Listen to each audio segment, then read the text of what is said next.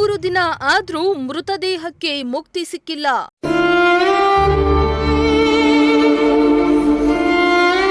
ಜಮೀನು ವಿವಾದ ಅಂತ್ಯ ಸಂಸ್ಕಾರಕ್ಕೆ ಅಡ್ಡಿ.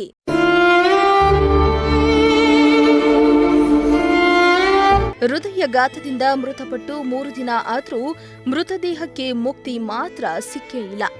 ಶವವನ್ನ ಮನೆ ಮುಂದೆ ಇಟ್ಟು ಗೋಳಾಡ್ತಾ ಇರೋ ಕುಟುಂಬ.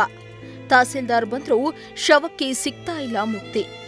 ಈ ದಾರುಣ ಘಟನೆ ನಡೆದಿರುವುದು ಚಿಕ್ಕಬಳ್ಳಾಪುರ ತಾಲೂಕಿನ ಅರಸನಹಳ್ಳಿಯಲ್ಲಿ.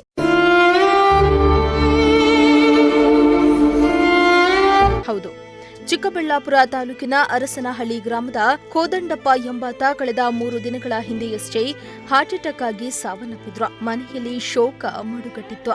ಮನೆ ಯಜಮಾನನನ್ನ ಕಳೆದುಕೊಂಡು ಕುಟುಂಬ ಕಂಗಾಲಾಗಿತ್ತು.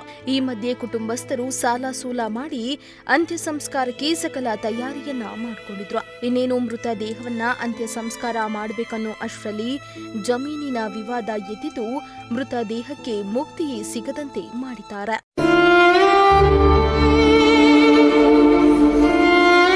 ಮೃತ ವ್ಯಕ್ತಿಯ ತಾಯಿ ಹಾಗೂ ತಮ್ಮನ ನಡುವೆ 2 ಎಕರೆ ಜಮೀನು ವಿಚಾರವಾಗಿ ಜಗಳ ಎದ್ದಿತ್ತು. ಹೀಗಾಗಿ ಮೃತ ದೇಹವನ್ನ ಜಮೀನಿನಲ್ಲಿ ಅಂತ್ಯ ಸಂಸ್ಕಾರ ಮಾಡಲು ಬಿಡೋದಿಲ್ಲ ಎಂದು ಪಟ್ಟು ಹಿಡಿದಿದ್ದಾರೆ.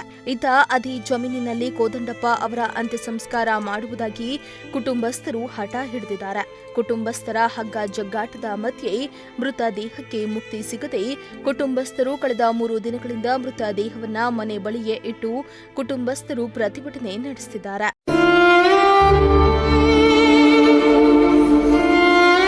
ಇನ್ನು ಪ್ರತಿಭಟನೆ ವಿಚಾರ ತಿಳಿದಿದ್ದಂತೆ ಸ್ಥಳಕ್ಕೆ ತಹಸೀಲ್ದಾರ್ ಭೇಟಿಯನ್ನ ನೀಡಿ ಕುಟುಂಬಸ್ಥರ ಮನವೊಲಿಕೆ ಮಾಡಲು ಮುಂದಾದ್ರು. ಆದರೆ ಕುಟುಂಬಸ್ಥರ ಮನಸ್ಥಿತಿ ಮಾತ್ರ ಬದಲಾಗದೆ ಇರುವುದರಿಂದ ಮೃತದೇಹ ಮುಕ್ತಿ ಸಿಗೋ ಕಾರ್ಯ ಮಾತ್ರ ವಿಫಲವಾಗಿದೆ. 3 ದಿನಗಳು ಕಳೆದಿದ್ರೂ ಕರಕದ ಕುಟುಂಬಸ್ಥರ ಮನಸ್ಸಿಗೆ ಗ್ರಾಮಸ್ಥರೇ ಬೇಸತ್ತಿದ್ದಾರೆ.